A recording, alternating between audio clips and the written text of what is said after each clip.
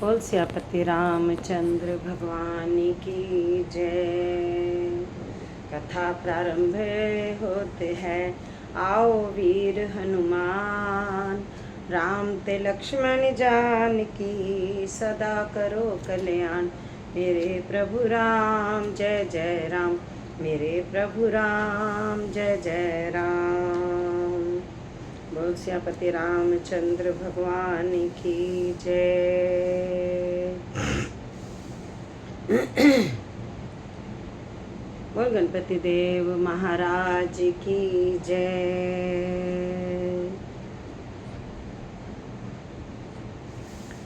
रामचरितमानस अयोध्या कांड पढ़ रही हूँ, पेज नंबर 440 और दोहा है 134। श्रद्धा जोग सन्मान प्रभु, विदा किए मुनि वृंद। करहि जोग जप जग, तप निज आश्रम ही सुछंद। सियापति राम जय जय राम, मेरे प्रभु राम जय जय राम। प्रभु श्री रामचंद्र जी ने यथा योग्य सम्मान करके मुनि मंडली को विदा किया। श्री रामचंद्र जी के आ जाने से वे सब अपने अपने आश्रमों में अब स्वतंत्रता के साथ योग जप यज्ञ और तप करने लगे। यह श्री राम जी के आगमन का समाचार जब कोल भीलों ने पाया तो वे ऐसे हर्षित हुए मानो नवोनिधियाँ उनके घर पर ही आ गई हों। वे दोनों में कंद मूल फल भर भर कर चले, मानो दरिद्र सोना लूटने चले हों। उनमें से जो दोनों भाइयों को पहले देख चुके थे, उनसे दूसरे लोग रास्ते में जाते हुए पूछते हैं कि इस प्रकार श्री रामचंद्र जी की सुंदरता कहते सुनते सबने आकर श्री रघुनाथ जी के दर्शन किए। भेंट आगे रखकर वे लोग जोहार करते हैं और अत्यंत अनुराग के साथ प्रभु को देखते हैं। वे मुग्ध हुए, जहाँ के तहाँ मानो चित्र लिखे से खड़े हैं। उनके शरीर पुलकित हैं और नेत्रों में प्रेम अश्रुओं के जल की बाढ़ आ रही है। श्री राम जी ने उन सबको प्रेम में मगन जाना और प्रिय वचन कहकर सबका सम्मान किया। वे बार बार प्रभु श्री रामचंद्र जी को जोहार करते हुए हाथ जोड़कर विनीत वचन कहते हैं। अब हम नाथ सनाथ सब भय देख प्रभु पाए। भाग हमारे आगमन, राउर कौशल राय। सियापति राम जय जय राम, मेरे प्रभु राम जय जय राम। हे नाथ प्रभु, आपके चरणों का दर्शन पाकर अब हम सब सनाथ हो गए हैं। हे कौशल राज, हमारे ही भाग्य से आपका यहाँ शुभ आगमन हुआ है। हे नाथ, जहाँ जहाँ आपने अपने चरण रखे हैं वे पृथ्वी वन मार्ग और पहाड़ धन्य हैं। वे वन में विचरने वाले पक्षी और पशु धन्य हैं जो आपको देखकर सफल जन्म हो गए। हम सब भी अपने परिवार सहित धन्य हैं जिन्होंने नेत्र भरकर आपका दर्शन किया। आपने बड़ी अच्छी जगह विचार कर निवास किया है। यहाँ सभी ऋतुओं में आप सुखी रहिएगा। हम लोग सब प्रकार से हाथी सिंह सर्प और बाघों से बचाकर आपकी सेवा करेंगे। हे प्रभु, यहाँ के बीहड़ वन पहाड़ गुफाएं और दर्रे सब पग पग पर हमारे देखे हुए हैं। हम वहाँ वहाँ उन स्थानों में आपको शिकार खिलावेंगे और तालाब झरने आदि जलाशयों को दिखावेंगे। हम कुटुंब समेत आपके सेवक हैं। हे नाथ, इसीलिए हमें आज्ञा देने में संकोच ना कीजिएगा। वेद बचन मुनि मन अगम, ते प्रभु करुणाएन। वचन किरातन के सुनत, जिमि पितु बालक बैन। सियापति राम जय जय राम, मेरे प्रभु राम जय जय राम। जो वेदों के वचन और मुनियों के मन को भी आगम हैं, वे करुणा के धाम प्रभु श्री रामचंद्र जी भीलों के वचन इस तरह सुन रहे हैं जैसे पिता बालकों के वचन सुनता है। श्री रामचंद्र जी को केवल प्रेम प्यारा है। जो जानने वाला हो, जानना चाहता हो, वह जान ले। तब श्री रामचंद्र जी ने प्रेम से परिपुष्ट हुए प्रेम पूर्ण कोमल वचन कहकर उन सबको वन में विचरण करने वाले लोगों को संतुष्ट किया। फिर उनको विदा किया। वे सिर नवाकर चले और प्रभु के गुण कहते सुनते घर आए। इस प्रकार देवता और मुनियों को सुख देने वाले दोनों भाई सीता जी समेत वन में निवास करने लगे। जब से श्री रघुनाथ जी वन में आकर रहे तब से वन मंगलदायक हो गया। अनेकों प्रकार के वृक्ष फलते और फलते हैं और उन पर लिपटी हुई सुंदर बेलों के मंडप तने हैं। वे कल्प वृक्ष के समान स्वाभाविक ही सुंदर हैं, मानो वे देवताओं के वन नंदन वन को छोड़कर आए हों। भौरों की पंक्तियाँ बहुत ही सुंदर गुंजार करती हैं और सुख देने वाली शीतल मंद सुगंधित हवा चलती रहती है। नीलकंठ कलकंठ सुख चातक चक चकोर, भांति भांति बोलहि बिहग श्रवण सुगध चित चोर। सियापति राम जय जय राम, मेरे प्रभु राम जय जय राम। नीलकंठ कोयल, तोते, पपीहे, चकवे और चकोर आदि पक्षी कानों को सुख देने वाली और चित्त को चुराने वाली तरह तरह की बोलियां बोलते हैं। हाथी, सिंह, बंदर, सुअर और हिरन ये सब वैर छोड़कर साथ साथ विचरते हैं। शिकार के लिए फिरते हुए श्री रामचंद्र जी की छवि को देखकर पशुओं के समूह विशेष आनंदित होते हैं। जगत में जहाँ तक जितने देवताओं के वन हैं, सब श्री राम जी के वन को देखकर सिहाते हैं। गंगा, सरस्वती, सूर्य कुमारी, यमुना, नर्मदा, गोदावरी आदि धन्य पुण्यमयी नदियाँ, सारे तालाब, समुद्र, नदी और अनेकों नद सब मंदाकिनी की बढ़ाई करते हैं। उदयाचल, अस्ताचल, कैलाश, मंदराचल और सुमेरु आदि सब जो देवताओं के रहने के स्थान हैं, और हिमालय आदि जितने पर्वत हैं सभी चित्रकूट का यश गाते हैं। विंध्याचल बड़ा आनंदित है, उसके मन में सुख समाता नहीं, क्योंकि उसने बिना परिश्रम ही बहुत बड़ाई पाली है। चित्रकूट के विहग मृग बेली बिटप तन जाति, पुण्य पुंज सब धन्य अस कहीं देव दिन राति। सियापति राम जय जय राम, मेरे प्रभु राम जय जय राम। चित्रकूट के पक्षी, पशु, बेल, वृक्ष, तृण, अंकुर आदि की सभी जातियां पुण्य की राशि हैं और धन्य हैं। देवता दिन रात ऐसा कहते हैं। आँखों वाले जीव श्री रामचंद्र जी को देखकर जन्म का फल पाकर शोक रहित हो जाते हैं और अचर, पर्वत, वृक्ष, भूमि, नदी आदि भगवान की चरण रज का स्पर्श पाकर सुखी होते हैं। यूँ सभी मोक्ष के अधिकारी हो गए। वह वन और पर्वत स्वाभाविक ही सुंदर, मंगलमय और अत्यंत पवित्रों को भी पवित्र करने वाला है। उसकी महिमा किस प्रकार कही जाए। यहाँ सुख के समुद्र श्री रामचंद्र जी ने निवास किया है। क्षीर सागर को त्याग कर और अयोध्या को छोड़कर जहाँ सीता जी, लक्ष्मण जी और श्री राम जी आकर रहे, उस वन की जैसी परम शोभा है, उसको हजार मुख वाले जो लाख शेष जी हों तो वे भी नहीं कह सकते। उसे भला मैं किस प्रकार से वर्णन करके कह सकता हूँ। कहीं पोखरे का कछुआ भी मंदराचल उठा सकता है। लक्ष्मण जी वचन और कर्म से श्री रामचंद्र जी की सेवा करते हैं। उनके शील और स्नेह का वर्णन नहीं किया जा सकता। छिन छिन लखी सिए राम पद, जाने आप पर नेह, करत न सपने हूँ लखन चित, बंधु मात पितु गेहु। सियापति राम जय जय राम, मेरे प्रभु राम जय जय राम। क्षण क्षण पर श्री सीताराम जी के चरणों को देखकर और अपने ऊपर का स्नेह जानकर लक्ष्मण जी स्वप्न में भी भाइयों, माता पिता और घर की याद नहीं करते। श्री रामचंद्र जी के साथ सीता जी अयोध्यापुरी कुटुंब के लोग और घर की याद को भूलकर बहुत ही सुखी रहती हैं। क्षण क्षण पर पति श्री रामचंद्र जी के चंद्रमा के समान मुख को देखकर वे वैसे ही परम प्रसन्न रहती हैं जैसे चकोरी चंद्रमा को देखकर। स्वामी का प्रेम अपने प्रति नित्य बढ़ता हुआ देखकर सीता जी ऐसी हर्षित रहती हैं जैसे दिन में चकवी। सीता जी का मन श्री रामचंद्र जी के चरणों में अनुरक्त है, इससे उनको वन हजारों अवध के समान प्रिय लगता है। प्रियतम श्री रामचंद्र जी के साथ परन कुटी प्यारी लगती है।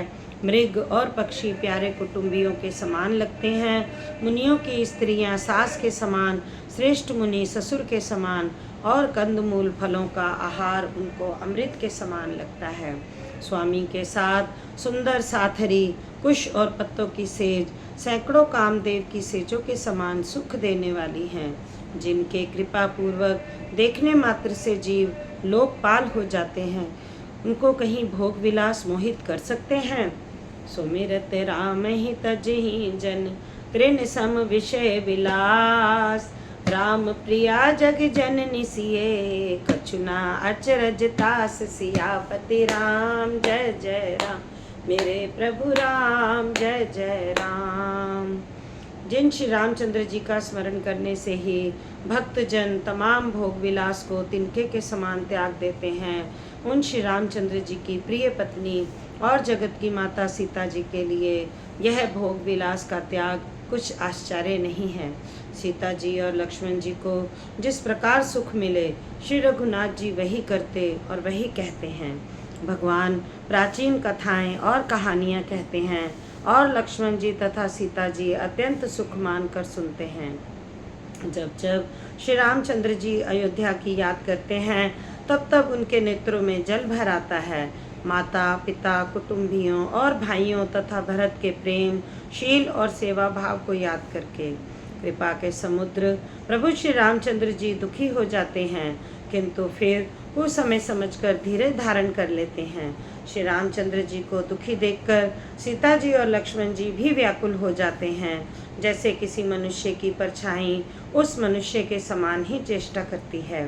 तब धीर, कृपालु और भक्तों के हृदय को शीतल करने के लिए चंदन रूप रघुकुल को आनंदित करने वाले श्री रामचंद्र जी प्यारी पत्नी और भाई लक्ष्मण जी की दशा देखकर कुछ पवित्र कथाएं कहने लगते हैं, जिन्हें सुनकर लक्ष्मण जी और सीता जी सुख प्राप्त करते हैं। राम लखन सीता सहित सोहत परन निकेत, जिमि बासव बस अमरपुर सची जयंत समेत, सियापति राम जय जय राम मेरे प्रभु राम जय जय राम। लक्ष्मण जी और सीता जी सहित श्री रामचंद्र जी पर्णकुटी में ऐसे सुशोभित हैं, जैसे अमरावती में इंद्र अपनी पत्नी शशि और पुत्र जयंत सहित बसता है। प्रभु श्री रामचंद्र जी सीता जी और लक्ष्मण जी की कैसी संभाल रखते हैं, जैसे पल के नेत्रों के गोलकों की। इधर लक्ष्मण जी सीता जी और श्री रामचंद्र जी की अथवा लक्ष्मण जी और सीता जी रामचंद्र जी की ऐसी सेवा करते हैं, जैसे अज्ञानी मनुष्य शरीर की करते हैं। पक्षी, पशु, देवता और तपस्वियों के हितकारी प्रभु इस प्रकार सुखपूर्वक वन में निवास कर रहे हैं। तुलसीदास जी कहते हैं, मैंने श्री रामचंद्र जी का सुंदर वन गमन कहा, अब जिस तरह सुमंत्र अयोध्या में आए वह कथा सुनो।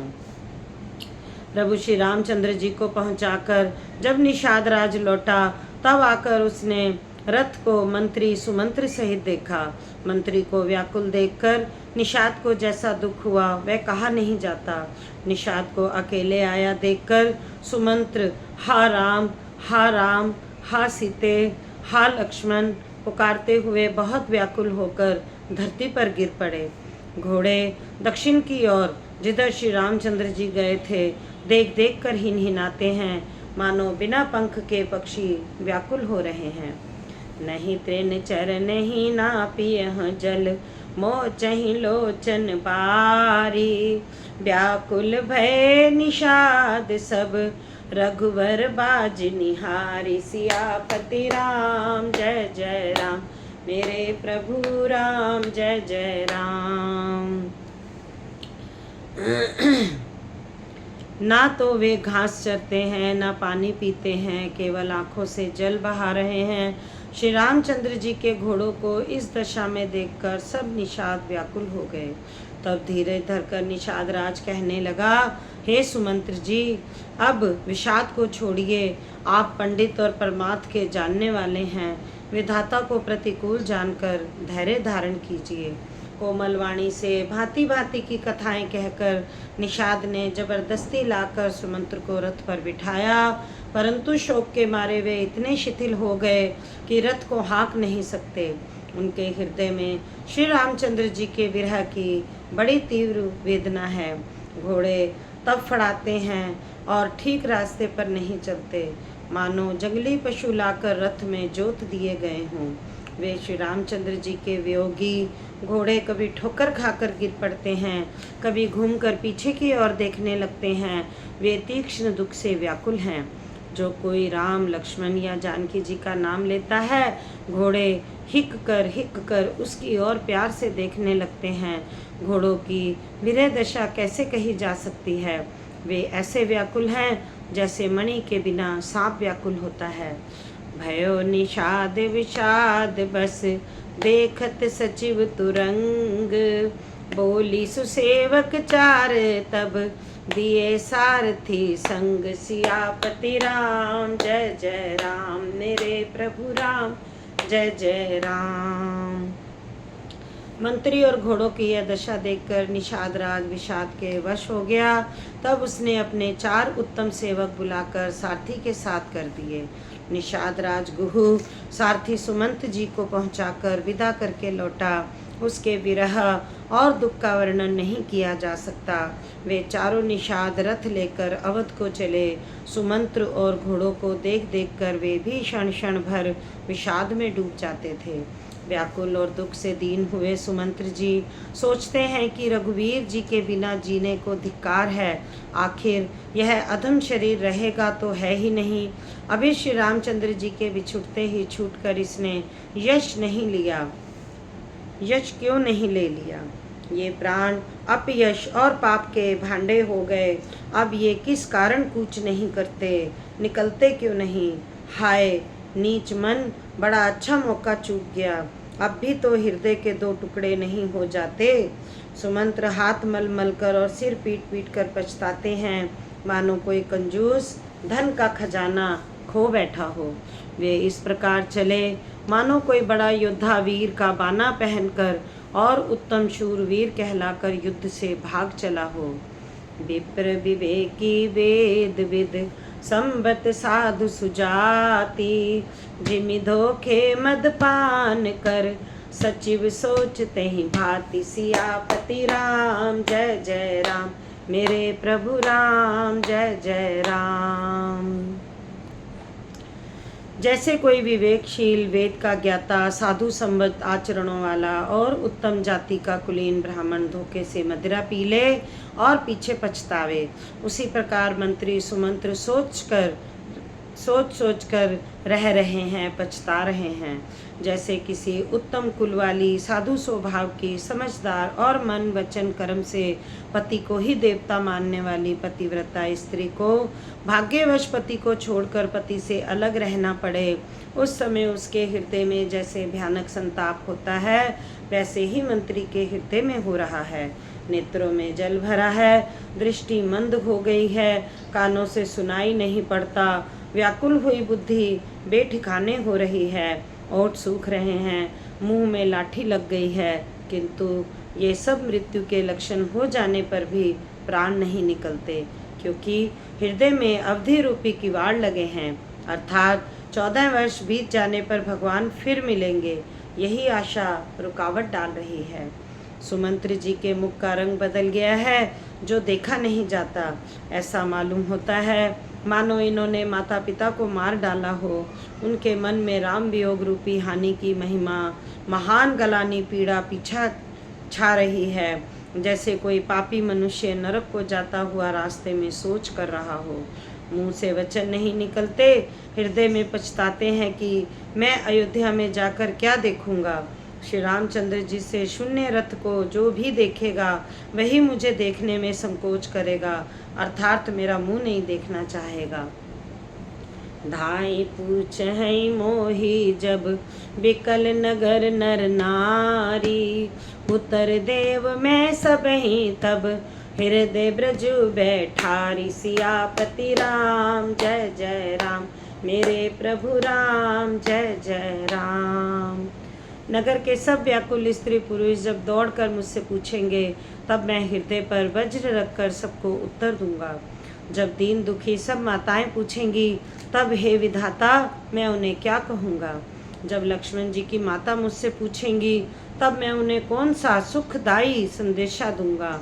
श्री राम जी की माता जब इस प्रकार दौड़ी आवेंगी, जैसे नई ब्याही हुई गो बछड़े को याद करके दौड़ी आती है, तब उनके पूछने पर मैं उन्हें यह उत्तर दूंगा कि श्री राम लक्ष्मण सीता वन को चले गए।